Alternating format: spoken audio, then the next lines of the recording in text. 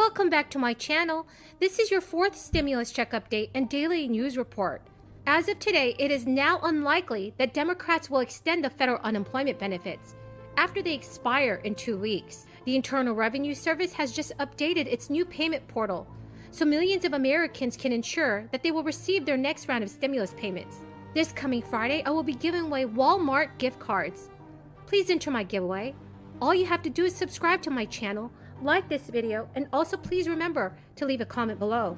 According to House Budget Chair John Yarmuth, House Democrats are unlikely to include an extension of federal unemployment benefits in their planned $3.5 trillion spending package. The Kentucky Democrat told Insider, "I have not heard any interest in extending enhanced unemployment insurance. It's not been part of the discussion. All crisis aid programs for those experiencing joblessness are slated to expire at the federal level in just 2 weeks. That includes unemployment assistance for gig workers and freelancers, along with another federal initiative providing payments to people who maxed out state benefits." A recent analysis from the Century Foundation projected 7.5 million Americans will lose all unemployment aid after the expiration date of September 6, 2021. Representative Yarmuth's remarks serve as a candid assessment of an unemployment insurance extension's odds among House Democrats. Senate Democrats are also unlikely to pursue an extension due to resistance from moderates in the ranks. Senator Joe Manchin of West Virginia told Insider earlier this month that he did not support extending enhanced unemployment insurance. He stated, "I am done with extensions. The economy is coming back." Other moderates, including Senator Angus King of Maine, also indicated recently that he was reluctant to back it up. Right now, Democrats are using an arduous process known as reconciliation to secure passage of the $3.5 trillion spending plan to bypass Republican opposition. But it requires that Democrats do not break ranks. The Biden administration recently told states that they could use leftover aid money from the $1 trillion stimulus law to extend jobless benefits on their own. I also want to thank everyone who voted to support the John Lewis Voting Rights Act.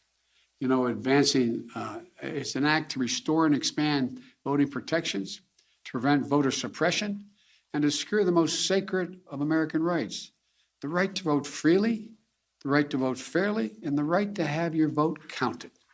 The House is active. The Senate also has to join them to send this important bill to my desk. And the Senate has to move forward on the People's Act, critical legislation to protect our democracy and the right to vote. We need both of those bills. But let me now turn to Afghanistan.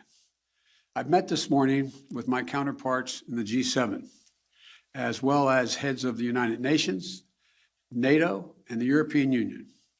I express my thanks for the solidarity we have seen as we've stood up an unprecedented global effort. I updated our partners on the significant progress we made in the past 10 days. As of this afternoon, we've helped evacuate 70,700 people just since August the 14th, 75,900 people since the end of July. Just in the past 12 hours, another 19 U.S. military flights, carrying approximately 6,400 evacuees, and 31 coalition flights carrying 5,600 people have left Kabul just in the last 12 hours. A total of 50 more flights, 12,000 more people since I updated you this morning. These numbers are a testament to the efforts of our brave servicewomen and men, to our diplomats on the ground in Kabul, and to our allies still standing with us. And we had a productive discussion. There was strong agreement among the leaders about the evacuation mission underway, as well as the need to coordinate our approach to Afghanistan as we move forward.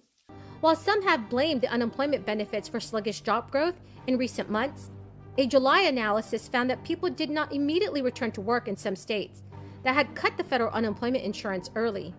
Many economists say that the risk, along with school closures and a lack of childcare, are among the factors impeding people's ability to return to work.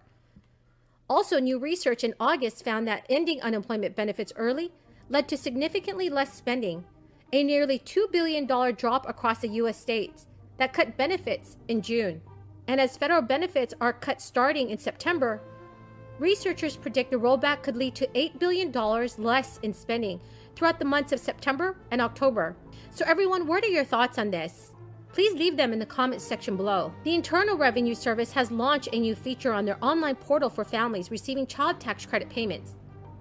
The update to online portal allows families to quickly and easily update their mailing addresses via the already existing child tax credit update portal. This feature is very important for those who are receiving their child tax credit through paper checks instead of direct deposits. It's very important to update your mailing address via the portal's new feature to avoid mailing delays or have checks returned as undeliverable. Any family that is receiving payments can have their September payment and all future checks sent to their new address by using the portal and to make the address change request permanent. Important to note, in order for the September payment to come to a new address, you have until midnight Eastern Time on Monday, August the 30th, in order to complete the request. You can still make changes after that date, but if you do not complete the request by that deadline, it is likely your September payment will either be delayed or returned to the Internal Revenue Service. As an added benefit, an address change in this portal also effectively changes your address across all IRS information systems.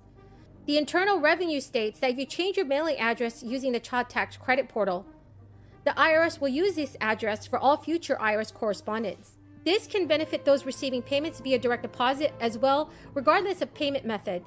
You will be receiving a year-end summary statement of payments of the child tax credit, which will be sent through the address on file. This means that even if you are one of the majority of families who are receiving direct deposit, you should still use the online portal to update your address, even if you're not receiving paper check statements.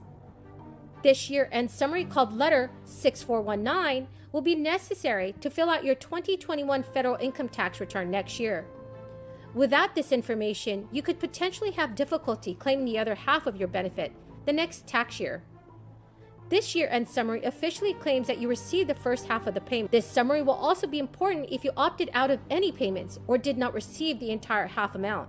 So everyone, that's the end of the video for tonight. Thank you so very much for joining me here today. And I hope you found some of this information helpful. To enter my giveaway, all you have to do is subscribe to my channel, like this video, and also remember to leave a comment below. Thank you so much, everyone.